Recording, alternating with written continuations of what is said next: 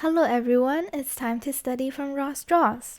I love Rossdraws, his art always feels so energetic and vibrant. As usual, I'm following speed paints that are available here on YouTube. His process is generally the same in all his videos, but he does give out art tips here and there so you learn different things in different videos. So I will follow this Chun-Li video because it's one of my favorites, but I will also try to incorporate tips I see from his other videos as much as possible. Let's get started. First, Ross starts with a sketch. In my last video, I wasted a lot of time working on sketches that I ended up discarding. So this time, I collected a lot of images I like on Pinterest and drew a bunch of sketches from them to find the right sketch in the beginning. It was fun drawing these reference sketches and it helped me understand face proportions better. I should do this more often. Plus, I do know that Ross uses photo references as well. Which sketch is your favorite? It was a hard decision between these two, but after long internal debate, I chose this one to move on. Let's quickly talk about Ross's layers. In his Sombra and Chun-Li video, he blocked in the big shapes, then painted on the clipping mask of the shapes to add colors and values. But in his Storm video, he has the whole character in one layer and background in another layer. So do whatever you're most comfortable with, I suppose. I'll name my layers so both you and me can keep track of them. In his Storm video, Ross chose a palette before he started coloring. I've never used a palette before, so let's try it out. I am currently obsessed with this peach-green color combination ever since I drew this portrait, so my palette has to have these two colors. I first developed this analogous palette with the green as accent. I love peachy pink colored hair, so which color I choose for the hair is a no-brainer. But when it came to the shirt, pink and purple in a palette just doesn't look as good as the supposed accent color green. Time for some new palettes with the green then. I made 2 new triad palette and 1 tetradic palette. I can't really make a decision between them, so I just move on with the next step and I'll decide it later. After determining the palette, Ross blocked in the big shapes. Head, body, and arms are each in their own layers, and the hair is a clipping mask on the head layer. I already did the shape blocking while trying to figure out my palette, so I played around with the background color, and I think with the background, this triad palette looks the best, so this is my palette. After Ross blocked in the shapes, he started adding general shadows on a new clipping mask clipped to each of the big shape layer. I'm glad I had reference, it made figure out the shadows very easy. I even used curves to adjust my shadow color and value to make sure my shadows look nice. I changed my sketch to low opacity and merged each part of it with the respective paint layers so I can gradually paint over my sketch. Next step, add some simple identifying features. My understanding is to define the facial features, and if you are drawing a fan art, put down some features that defines the character. I used the sketch as a base to paint the general eye shape and pupils. Then I erased a lot of the sketch because my sketch lines are a bit too thick and blocks the painting. Just flipped horizontal and notice one of the eyes are a bit too long. Remember guys, no matter how good your sketch look, don't forget to flip horizontal when painting. At around 2:31 in Ross's Storm video, he mentions using overlay and soft light layers to group the colors together. Overlay can group together the dark colors and soft light can group together the light values. Let's try that. Soft light looks really nice, but overlay made things a little bit too dark, so I reduced the overlay layer's opacity. I also adjusted the background into a darker shade of purple because darker background helped make my lighter character pop. Now I just have to duplicate the group 3 times and merge it into each layer as a clipping mask. Please let me know in the comments if there's a better way to do it. The next steps in the Chun-Li video is basically add more details. So let's look for tips in some of his other videos. In his Faye portrait tutorial, at around 12:34, he talks about adding dark accents to make edges and curves pop. And he mentions that these dark lines are similar to the lines you draw in anime style. This is a really good tip. We can see these high contrast edges a lot in Ross's work. Plus, I do think my edges look quite blurry right now. I added dark accents and sharpened the edges on the face. I also treated myself with a little bit of color dodge while I'm at it. In good Rossdraws fashion, here's a before and after. Now I will exaggerate the edges of the rest of her body. While doing that, I also improved her shirt's shading and tried to make her lips more readable. After a break, I realized that her hair is slowly turning orange rather than the peachy pink that I was going for, so I fixed that with curves. Right now, I'm working on adding more sharp edges to the hair. I added a lot of lines that help indicate the flow of the hair and also improve the shading. In Ross's hair tutorial, he mentions using curves to make hair look better. I'm not sure if this hair is actually better after applying curves, but it has a sharper contrast, which I think is closer to Ross's style, so I will keep it. He also mentions using mixer brushes to make blending hair easier. I do like where this is going. I feel like I've been working for a long time on the hair and not much progress is happening now, so I am moving on to the eyes. I made a reference board of some of my favorite eyes from Rossdraws. Basically, they all have dark upper eye lines, highlights at the corner of the eyes, and most of them have a waterline highlight. And it looked like the eye whites got some soft airbrushed light to look more like a sphere. Before starting with the pupils, I quickly changed the shirt color.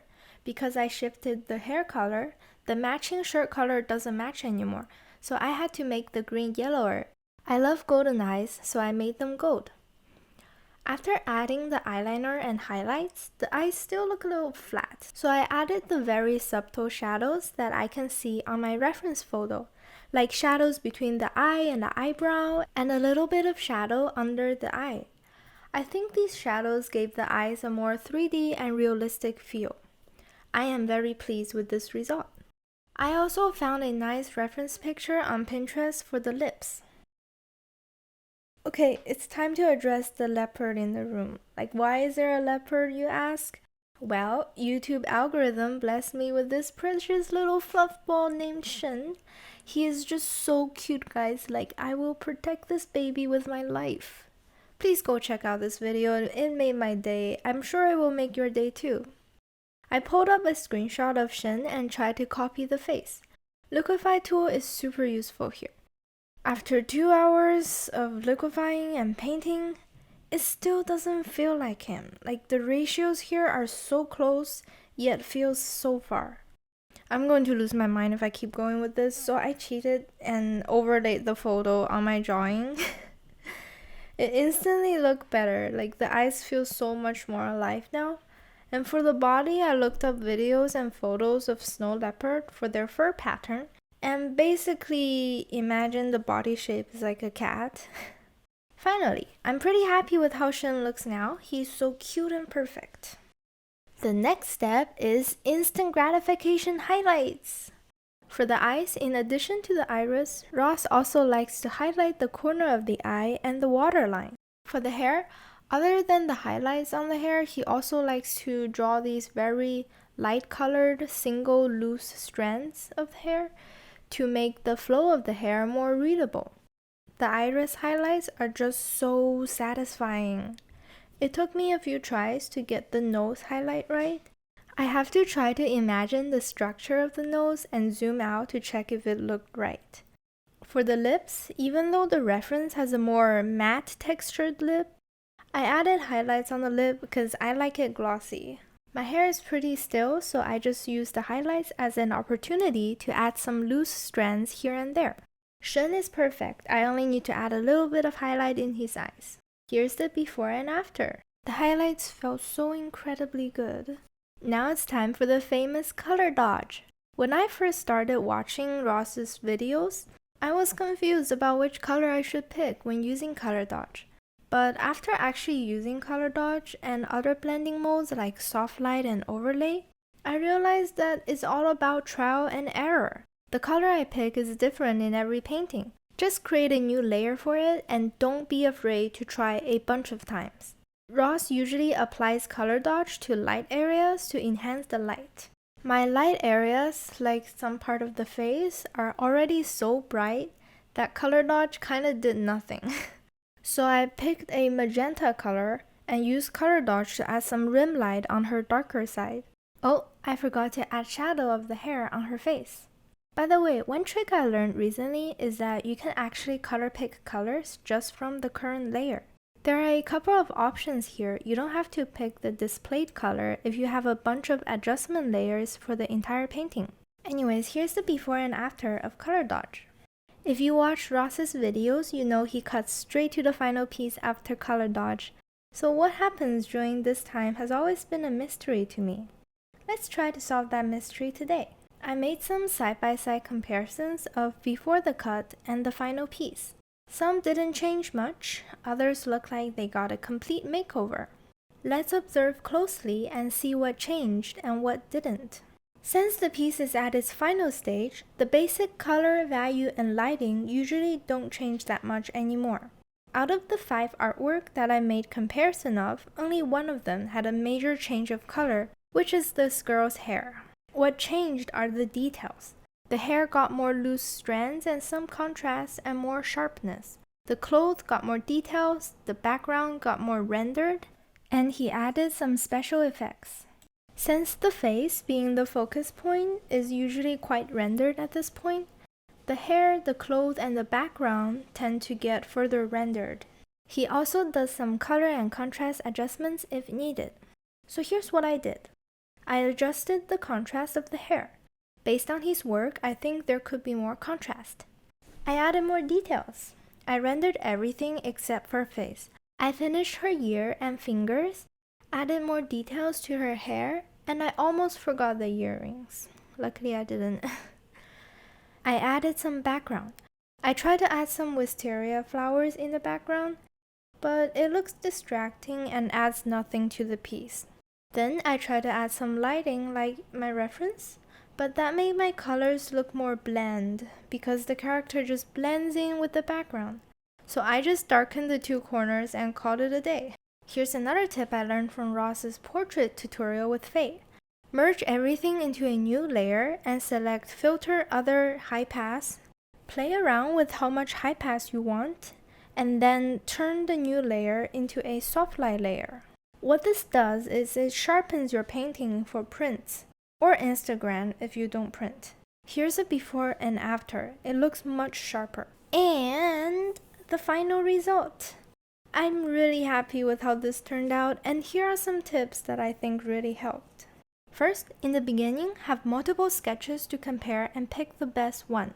Second, as a person who's not good at picking colors on the go, having a palette decided fairly early in the process gave me beautiful color combinations. Third, exaggerated edges make the image easier to read. This is more of a personal preference thing, but having high contrast at important edges is definitely something I would do in the future. And lastly, don't be afraid to adjust the image every once in a while. I used to be scared to adjust things because adjustments are so confusing and I'm afraid my art will explode when I touch it. But the truth is, the adjustments like curves are not only easy to use, but also a great way to experiment with your color and lighting. Thank you so much for watching. See you next time. Bye.